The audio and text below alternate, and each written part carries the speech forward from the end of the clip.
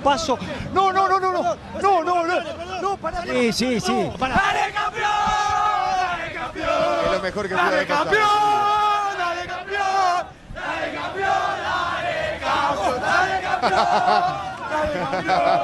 ¡Dale, campeón! ¡Dale! ¡Qué linda, Benedetto! ¡Qué linda, Marce!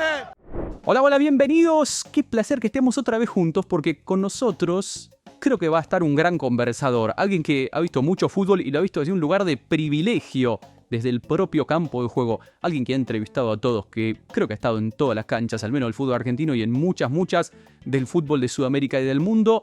Atención porque está con nosotros Marcelo Benedetto. Hola Marcelo, ¿estás conectado por ahí? ¿Cómo va? Pero ¿cómo te va? Un placer, gracias por la convocatoria y saludo cordial a toda la gente que está del otro lado.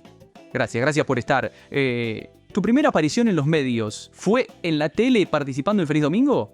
Efectivamente, en el programa de Silvio Soldán y ganamos el viaje a Bariloche, fue la segunda vez. La primera fue un hecho desgraciado porque había sido un día del padre y falleció un papá y se cortó toda la ilusión de poder ganar el viaje a Bariloche.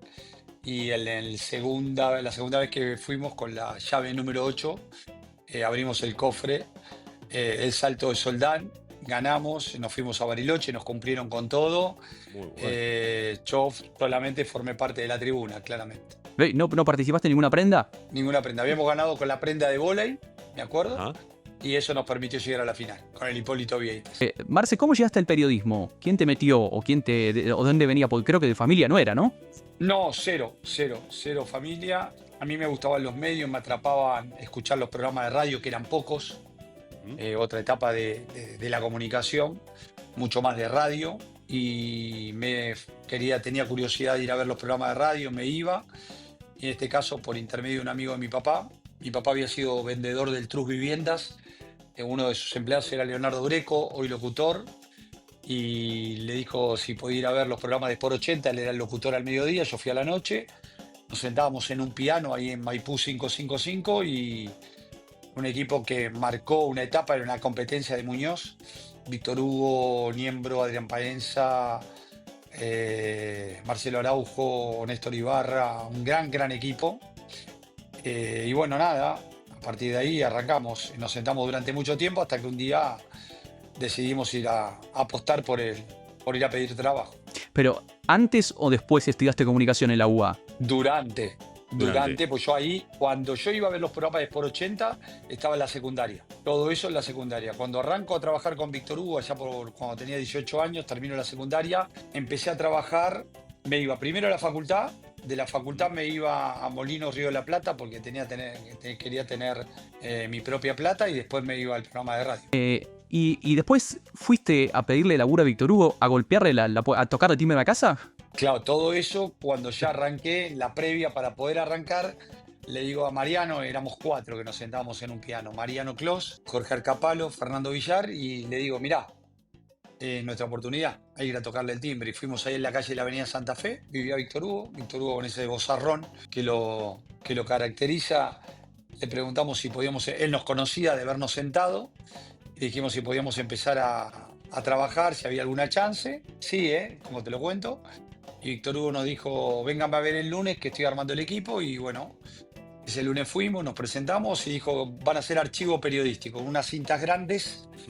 Teníamos que grabar todo lo que pasaba durante la semana y los fines de semana. Por edad tenés formación de medios tradicionales. ¿Qué te atraía más en ese momento? ¿Tele, radio, gráfica? La radio primero.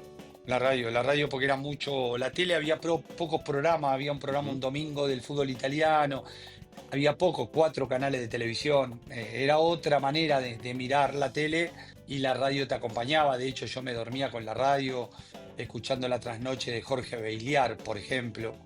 Era muy de esa cosa, muy de ir a la playa con mis viejos y estar escuchando la radio en el verano. Y hoy que casi todas las radios tienen cámaras, ¿cómo te llevas con ese formato mixto? Me gusta. Nosotros hicimos durante un tiempito, si bien lo empieza Badía, con Badía y compañía, nosotros hacíamos mucho Fox por radio previo a la pandemia, que era un programa que salía por la radio y por la tele, y de alguna manera creo que fue un gran mix entre tele, streaming y radio. para mí era una combinación muy linda Fox Sports Radio. Y los formatos nuevos como las redes sociales, el streaming, todo eso, ¿cómo te llevas? Muy bien, mira, recién curiosamente vengo de hacer un programa de radio por decisión de la radio, de lo que es Cómo te va, al mediodía en la 103.1, una FM. Fuimos a Costa Salguero, donde está la expo de contenidos visuales, de streaming, de todo lo que es la inteligencia artificial, de todo lo que tiene que ver con lo que viene, de cómo poder captar mayor cantidad de seguidores. Y bueno, fui en una etapa de aprendizaje. A mí me da mucha curiosidad todo lo que es medios, porque me siento un privilegiado de haber visto la evolución. Vos pensás que yo vengo de ver este contenido de streaming y de todo lo que viene, de haber arrancado por radio, de haber hecho mi primer mail en Corea-Japón, 2002. Imagínate mi primer mail y después empezar a ver lo que eran los mensajes de texto y después WhatsApp y bueno, y todas las cosas que fueron apareciendo. Ya que hablabas del mail, ¿qué mail te hiciste? ¿Yahoo? ¿Hotmail? ¿Qué te hiciste en esa época? Era yahoo.es, pibebenedetto@yahoo.es. Era tremendo, en Japón me lo hice. Todavía no había el .com.ar. Perteneces a una minoría, me parece que es la de los periodistas dedicados al deporte que dicen de qué equipos son hinchas. En la época en la que vos empezaste, eso era impensado.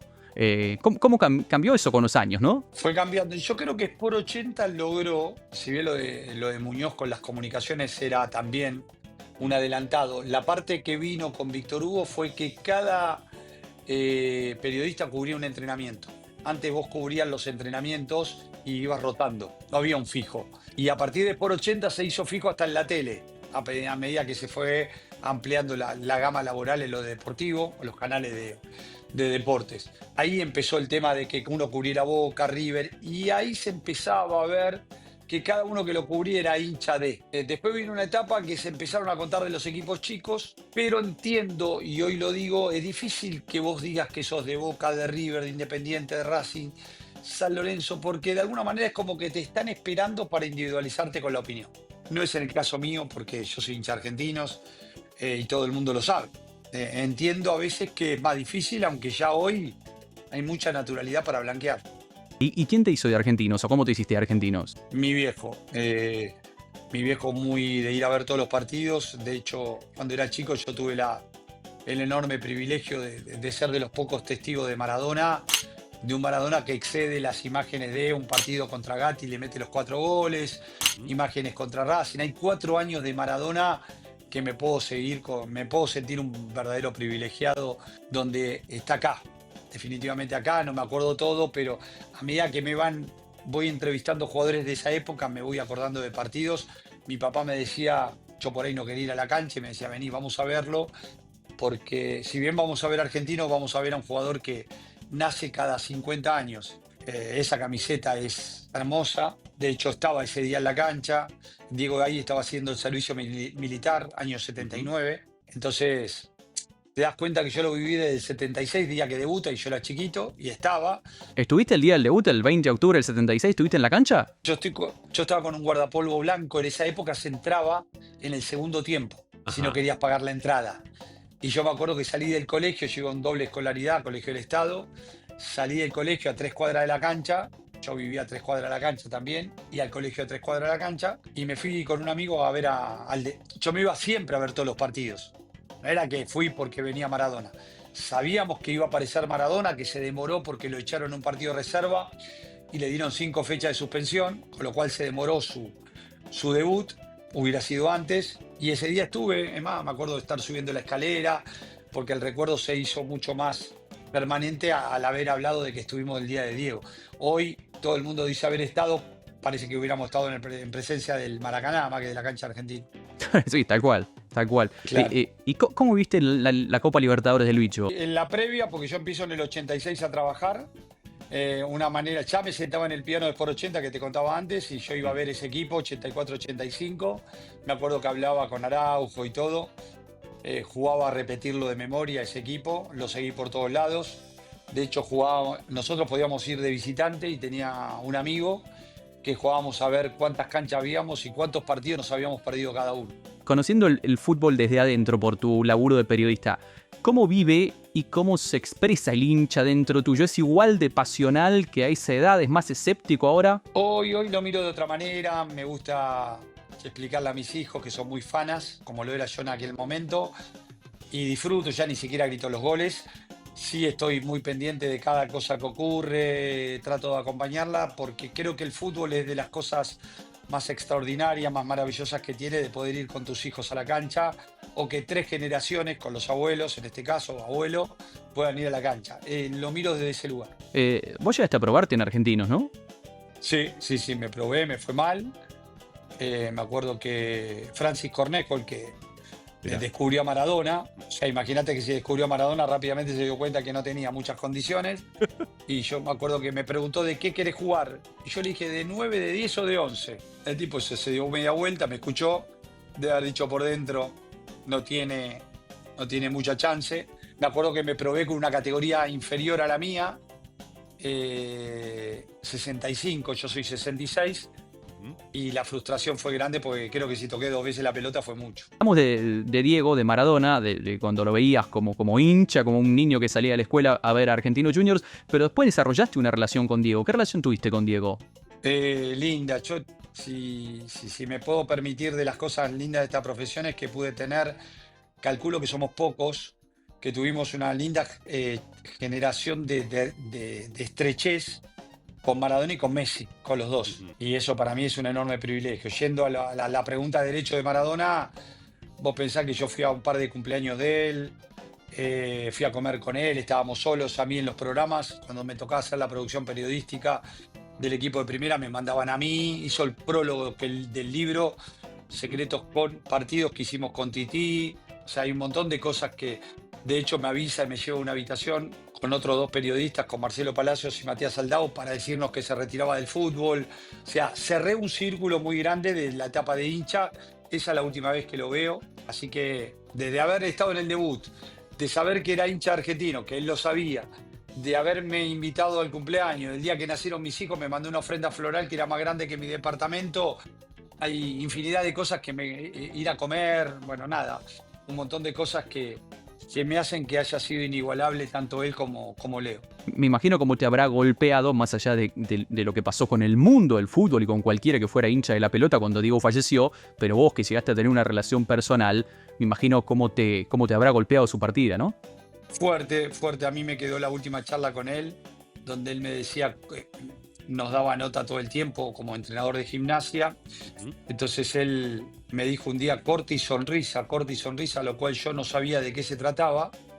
Y bueno, era corte cuando lo cortaba Doña Tota para ir a jugar la pelota, y sonrisa la que le ponía cómplice el padre, don Diego, para ir a jugar, que le permitía, era el que le permitía todo. Así que nada, esa charla quedará. Pude hacer el cierre cuando fui al velorio, de haberlo conocido de muy chiquito, de cuando él venía a contarnos, porque ese día que me voy a probar, se da la situación que Diego le cuenta a Francis y a todos nosotros, que nos sentó en una pelota, cómo había sido la práctica en el año 77 cuando se prueba, y le cuenta a Francis y a todos nosotros que tuvo que parar una práctica Menotti porque los bailaba todo previa al 78, él queda fuera en el corte de 22, de la lista de 22, cuando él estaba entre los 25. Y hablaste de Leo Messi también. ¿Qué relación tenés hoy? Y mucho. Hizo un gesto maravilloso. Primero que vino a mi habitación a jugar a la Play cuando tenía 20 años. Eso fue en la Copa América, ¿no? ¿2007? Venezuela, 2007, tal cual. ¿Vos tenías Play? ¿Te habías llevado Play a Venezuela? No, la tenía el Pollo. Y Ajá. claro, viene Marito, hoy utilero de la selección todavía, Sí. y me dice, está aburrido el nene. Y era la Copa América del Coco Basile con el Ron en Claro. la pileta. Y le digo, vení que tenemos una Play nosotros. Y bueno, nada, en la Play 1, lo traje a mi habitación, jugamos el Pollo, Quique Vaca, un productor de fútbol de primera, y yo y Leo. Y me acuerdo que él juega primero contra mí, me gana 4-0, él juega con el Barcelona, 4-3-3. Él era Thierry Henry, estaba él, no me acuerdo qué otro más. Y después juega con el Pollo, y nada, a partir de ahí una relación muy linda con su familia en general. De hecho, todavía no estaba Antonella, después conozco a Antonella. Antonella saca una foto con mis hijos en el Mundial de Qatar. Y ahora, cuando se da el cambio mío a DirecTV, le digo ese día de la foto, le digo, Leo, mirá que yo quiero pisar fuerte, quiero hacer una entrevista. Y me escucha, yo le hacía la entrevista para El Mundo después del partido con Canadá. hablamos de los hijos, hablamos cómo estaban mis hijos, cómo estaban los hijos de él, mientras esperábamos la nota que terminara de Canadá. Ese es el día que va al programa de Fox por Radio, que ahí llevo a mis hijos que lo aman profundamente. Y para terminar la anécdota no me dice nada y al otro día bajo del avión voy a hacer otro partido. Su jefe de prensa, Marcelo Méndez, un crack total español, me dice, mira, Leo te va a dar una nota y me pidió que lo esperes un poco. O sea, se había acordado que me tenía que dar la Solo. nota y cuando yo se lo dije, vos fíjate que había terminado el partido, lo tenía en la cabeza, yo a su vez lo iba viendo en todos los partidos de Argentina y le hacía una entrevista de 3, 4 preguntas en el final del partido, siempre hiper generoso y bueno, se da una nota de 40 minutos previo a la final con Colombia. Así que nada, nunca mejor desde el punto de vista periodístico. Vaya entrada la tuya DirecTV, con esa nota. Exacto. Pero yo le dije, quiero pisar fuerte y así arranqué con Leo. Ahora lo volví a ver en el Mundial de Clubes, él jugando para el Inter. Yo seguía al Inter. Bueno, ahí está la foto que te digo de la Copa América de Sí. Venezuela. Y resulta que ahora lo vi en el Mundial de Clubes y nada, otra vez lo volví a entrevistar. En una, cómplice con él, me da un beso y yo le digo, él ya me estaba diciendo que no quería hablar y yo la dejé pasar. Y después al siguiente partido me dio la nota. Ahí tenés que saber cuándo sí y cuándo no. Che, hablando de tu llegada a DirecTV, ¿por qué te fuiste de ESPN? Me voy porque, nada, se da en un momento que a fin de año podía haber algunos cambios. Yo sentía que por ahí quería tener más protagonismo. Yo pertenezco a torneos y le fui a preguntar si no perjudicaba, soy un tipo antiproblemas de la vida y bueno, me fui. Me fui a DirecTV, en DirecTV me dijeron te queremos tener y ahí arrancó. Y arranqué con la nota con Leo, arranqué en un partido, me acuerdo que fui a hacer de los derechos que tiene de Sudamericana, creo que era Boca. Creo que, si no saqué mal la cuenta, estuviste en 10 mundiales, ¿no? En todos, desde Italia 90 para acá. O sea que saco la cuenta que lidiaste con Bilardo, con Basile, con Passarella, Bielsa, Peckerman, Maradona, Sabella, Sampaoli, Scaloni, bueno, y siguen la firma. ¿Con qué selección fue más fácil trabajar y con cuál fue más difícil trabajar? Es que eran otras épocas, es como poner en contexto cuando te dicen quién fue mejor. Cada uno tenía una explicación, hoy es otra, hoy yo accedo con los jugadores de manera privada. ¿Por qué? Porque la comunicación es de otra manera, hay un jefe de prensa. Cuando yo arranqué me metía dentro del vestuario y yo le ponía auriculares a un protagonista. Me acuerdo que el otro día le hacíamos una nota en el programa del Goico con Cani y me acuerdo que Cani, yo estaba todavía no estaba el predio del AFA y la Federación de Empleados del Comercio, yo me iba con Canigia en el auto, o sea, otra época.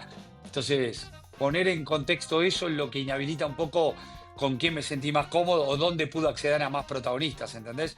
Porque de hoy, a mi manera, en el 2006, yo me las ingeniaba haciéndole firmar algo y sacándole una palabra si no había autorización. Buscaba siempre la variante para poder hacer alguna entrevista. La selección actual, Marcelo, ¿es la mejor de la historia, te parece a vos, futbolísticamente? Sí. Sí, por el tiempo de duración, por los logros, por el reconocimiento general, porque además de jugar bien, tener una identidad, el equipo no pierde, o sea, confluyen todos los elementos que hacen que vos elogies a alguien, porque hay veces que no todo va de la mano. Y este equipo tiene todo de la mano. Rendimiento, resultado, proyección de jugadores, sinergia entre los chicos más jóvenes y los más grandes, tener al mejor jugador del mundo. Se da todo, definitivamente. Vos podés jactarte de algo, ¿no? Que va, de muchas cosas, pero entre ellas de haber defendido a Scaloni cuando nadie daba 2 mangos por él como entrenador de la selección. Sí. Vos sabés que quiero encontrar esa grabación de cuando lo hice, porque a veces, bueno, que vos lo recuerdes, queda en un hecho aislado, y hay veces que hay cosas que pasan de largo, que te señalan lo malo, y esto es un punto de lo que el periodismo tiene que marcar, es cómo debo tener millones de equivocaciones. El primer punto de partida es que sé decir me equivoqué, que lo digo todo el tiempo, pero que hay puntos a favor porque yo veía que el trabajo silencioso, el fútbol te lo da siempre, y nosotros tenemos un famoso péndulo que vamos de acuerdo al resultado en la opinión de buscar demasiados elogios o demasiados errores. Y en ese punto yo Scaloni sentía que se apoyaba mucho en los jugadores y que le podía dar un rol de preponderancia. ¿Cómo imaginás que le va a ir a la selección el año que viene en el Mundial? Va a depender de muchas cosas, viste que el Mundial vos vas con mucha expectativa, a mí me gusta el equipo, me gusta la generación de jugadores después se tienen que dar muchas circunstancias, porque de no haber estado lo del Dibu, por ahí hoy decirte que Messi para mí sigue siendo igual, aunque no lo haya ganado, era muy difícil de sostener esta charla. A mí no me cambia. Por ahí, como él dijo, se terminó, ya no hay más discusiones, ¿entendés? No me gusta que sea la observación a partir de un título. Has hecho mucho campo de juego en tu vida, más allá de la conducción y demás. ¿Cómo prepara un periodista de campo de juego un partido en la actualidad en la que hay tanta cámara, tanta info, tanta estadística en la gráfica, por ejemplo? Buena pregunta. Yo, sin ser el dueño de la verdad, simplemente como un dato, como le pregunto a veces a un jugador que no crea que tiene la verdad, que simplemente me lo cuente porque vivió algo que yo no viví. Y en esto me apoyo para responderte.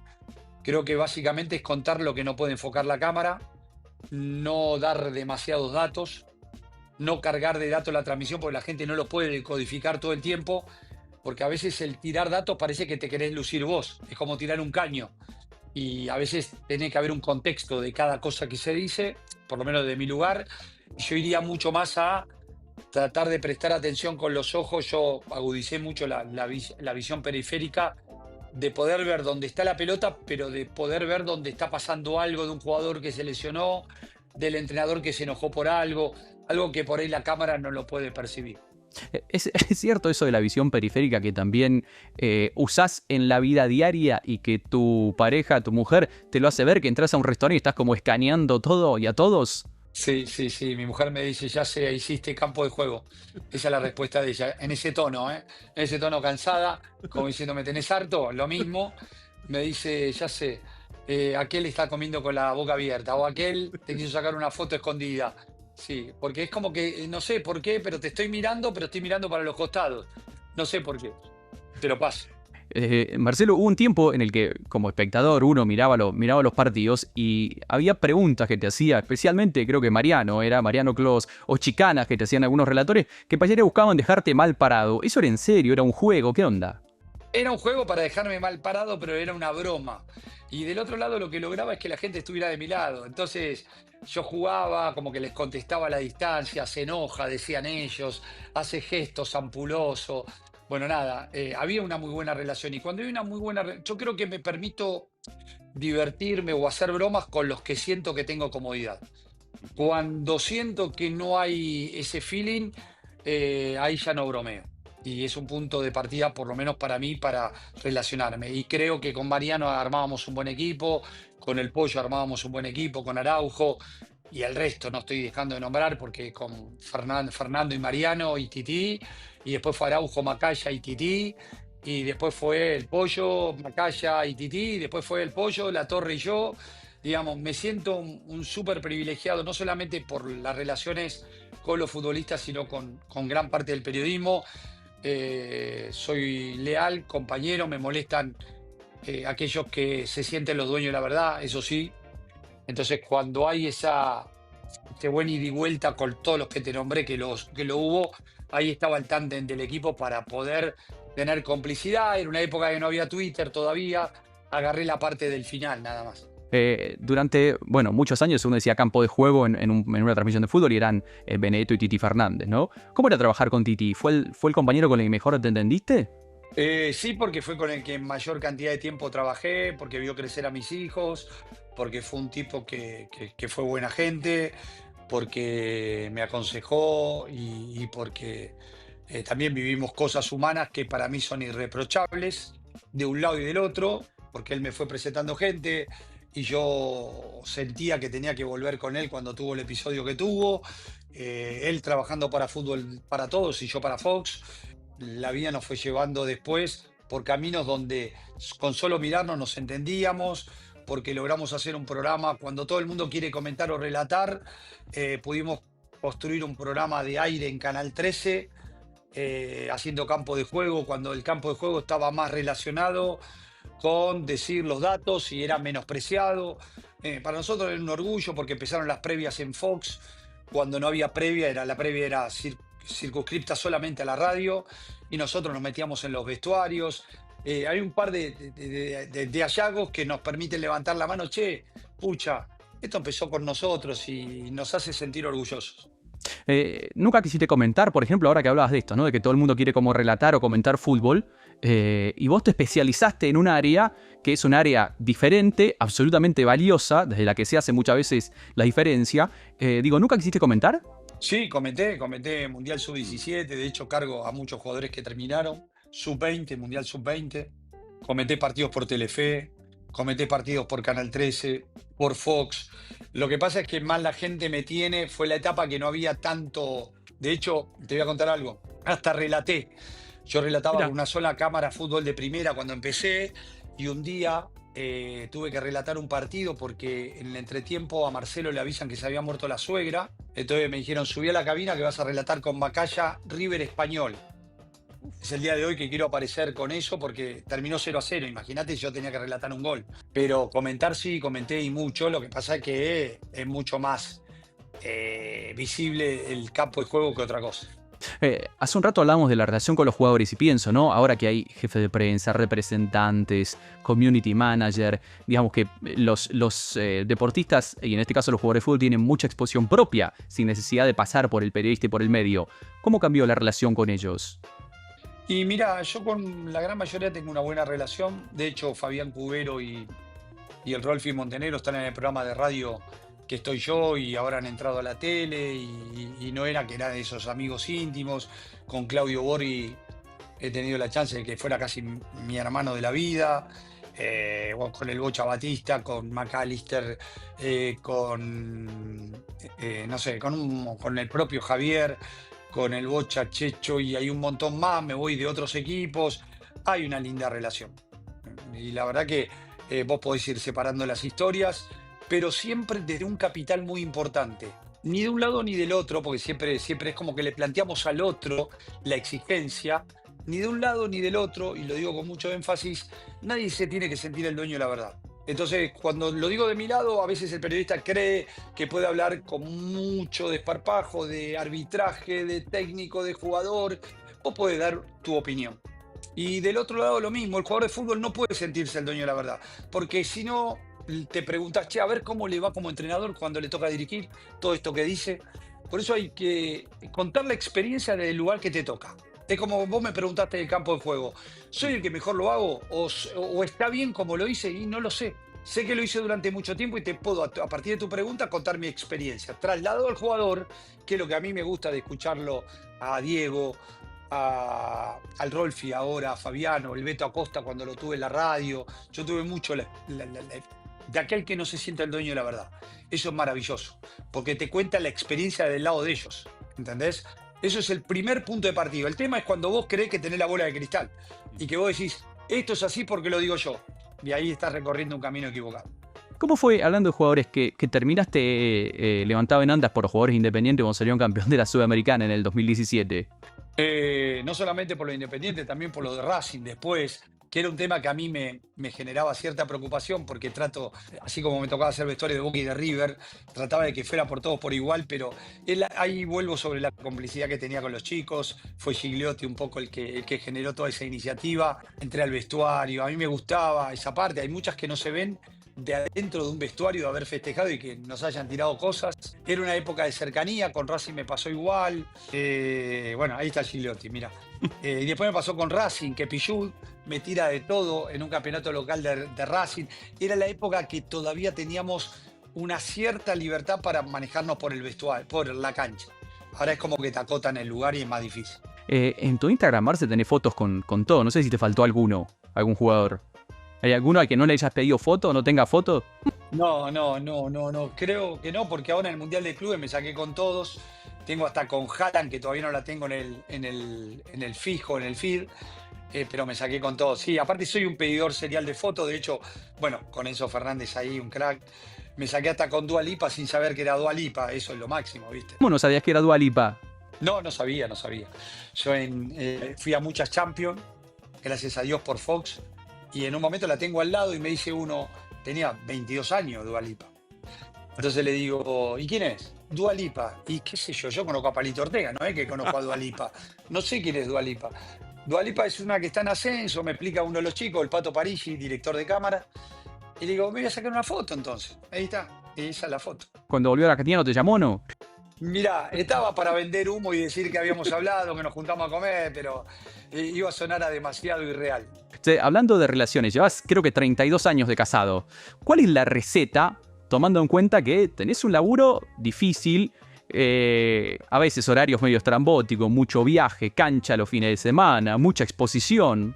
Y tener a alguien que es compañero, que entiende que es un ida y vuelta todo, como la relación con tus hijos, el estar en los momentos que hay que estar, que a veces yo creo que más que el tiempo es la calidad del tiempo. Esa es la realidad. Y yo creo que cuando hay calidad en el tiempo y hay un sentido de equipo a la historia y no hay egoísmos, todo se da, me parece. El tema es cuando uno piensa en uno mismo. Y ahí sí, che, uy, esto no lo hizo por tal cosa. Y no, obviamente todos hay idas y vueltas, hay buenas y malas, pero si hay honestidad intelectual y vos decís, che, ante una equivocación vos reconoces el error, ante un acierto, che, te lo valoran. Y es un trabajo en equipo, como es el trabajo en equipo de los otros lados. A mí no me gusta hablar de receta porque es como que te sentiste, vos tenés la infalible. Yo cuento lo mío y por ahí lo querés aplicar en otro y no sale. ¿Entendés? Como el entrenador que dice, bueno, este es el camino. Pero yo lo hice en el otro equipo y no me salió. Si no, a todos les iría bien con la misma receta. Y no es así. También tiene que ver con los contextos de los momentos. Hablaste de tus hijos, uno es ingeniero industrial, creo que el otro estudia comunicación y ha trabajado en prensa de deportistas. ¿Ninguno te salió a jugar de fútbol? No. Franco ha jugado está vinculado, tiene una linda relación con todos los chicos de Venezuela, por el Bocha Batista, que fue claramente el que lo llevó. Por el otro lado, Mati sí, que había jugado en Parque. Y después cuando estuvo federado, de hecho se probó en Argentino, estuvo también en Parque, al igual que Franco. Cuando vino el momento de la elección, prefirió estudiar, se hacía muy difícil las dos cosas, él quería estudiar también inglés, se fue a Inglaterra y bueno, nada. Terminó eligiendo estudiar, igual que Franco, que arrancó con marketing y ahora está con ciencia de la comunicación, y el otro está con ingeniero industrial, trabajando en una empresa muy importante. Marce, te invito a que me ayudes a completar frases. Yo tiro el enunciado y vos completás con lo que se te ocurra, con lo que te parezca. La mejor entrevista que hice fue... Yo ahí, viste, yo le escapo al mejor porque siento que es injusto, pero hay muchas que algunas son por lo emotivo. No te voy a ayudar mucho en esta. Yo le escapo a esa parte de lo terminante porque algunas son buenas por lo emotivo y algunas son buenas por lo que es el contenido periodístico. A mí me gusta generar climas. Entonces cada una tiene, te liquido ahí, no te voy a ayudar porque es como cuando me preguntan ¿a quién querés más? ¿A mamá o a papá? Yo la circunscribo ahí. Y son mamá y papá, ¿entendés? Entonces en una entrevista está la que tiene que ver con un costado emocional, otra es que es un logro, un desafío, es decir, yo me propongo entrevistar a Ronaldinho, que de hecho lo entrevisté. ¿Y cómo? ¿Y si no me conoce? Porque para mí un desafío es cuando no te conoce alguien. Y a mí no me gusta la gente que lo hace todo fácil, ¿viste? Que se entrega y dice, no. Yo digo, tengo que hacer esa entrevista con Ronaldinho. Y me acuerdo que le mentí, porque yo le dije que arriba estaba Messi. Él amaba a Messi y digo, le voy a decir que está Messi arriba. Le digo, Ronaldinho, está arriba Messi. Entonces se da vuelta, porque me había pasado de largo como alambre caído, y frenó y me dio la nota. Y después cuando terminó se acordó y me dio la nota en el final cuando sale campeón con Pineiro de la Libertadores. Una circunstancia que a mí me pareció, después Andrés Cantor me decía que se pasaba en Estados Unidos para los chicos que querían aprender periodismo.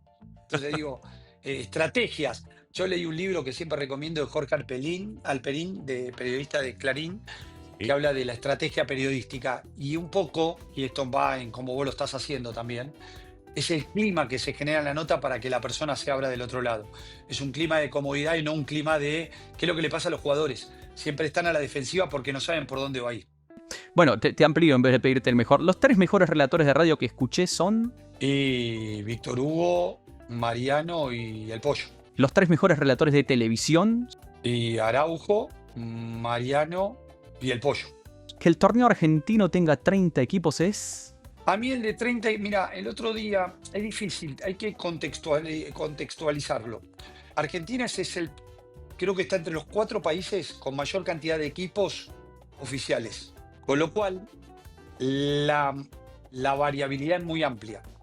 Y lo que logra todo esto, sé que por ahí baja el nivel de exigencia, pero por el otro lado hay mucha posibilidad de que el jugador se pueda vender, hay mucho equipo que puede pelear, hay mucho más jugador que puede tener y desarrollar su tarea, mucha más gente que puede trabajar del fútbol en un partido. O sea, hay muchas cosas que en el fútbol de hoy le da trabajo a un montón de gente. Y eso para mí, porque uno me habla de Inglaterra y de España y de los 20 equipos de Italia, pero hay mucho menos equipos. Y acá hoy hay muchos que pueden jugar en primera y jactarse de estar en primera. ¿La mayor diferencia entre Julio Grondona y Claudio Tapia es? No, es que yo creo que caminan por el mismo lugar, porque los dos han sido campeones del mundo. Y es una parte que no le ha tocado a otros. Hoy el fútbol, vos pensás que en un país que tuvo desde la etapa de Grondona hasta acá un montón de presidentes de la nación, acá ellos han logrado lo más preciado, que es ser campeones del mundo. Sí, el fútbol argentino va para atrás y nunca pudo ser campeón del mundo. ¿Mejor amigo que me dio la profesión es? No, es que me dio un montón. Es más, el otro día pensaba, siempre me dicen de armar un cumpleaños de 50, un cumpleaños... Yo, como verás, soy enemigo de las cosas terminantes. Y a mí me parece que venía el cumpleaños de 60. Le digo, no puedo hacer una fiesta de 60 porque tengo que invitar a un montón de gente. Yo me siento como Roberto Carlos con la canción. Es 1.000.000 de amigos. Te la dejé picando para que la remataras. Me arrepiento de no haber... Y no me arrepiento, pero me cuesta no haber estado en la graduación de Franco ahora y en la de mi hijo en la primaria. Porque me fui al Mundial de Clubes en el 2009 y porque me fui ahora al Mundial de Clubes para hacer esta entrevista con Messi y Franco se graduaba licenciado en marketing. Marcelo, gracias por haber estado con nosotros. Un abrazo grande. Mil gracias por el tiempo. Espero que le hayas pasado lindo. Súper, súper, gracias al trabajo de producción, porque hay un trabajo de producción, eso se lo cuento a la gente, por la calidez de cada una de las preguntas y por entender que por ahí no iba por el camino que por ahí vos pretendías. Así que muchas gracias por la consideración. Marcelo Benedetto con nosotros en esta selección de invitados.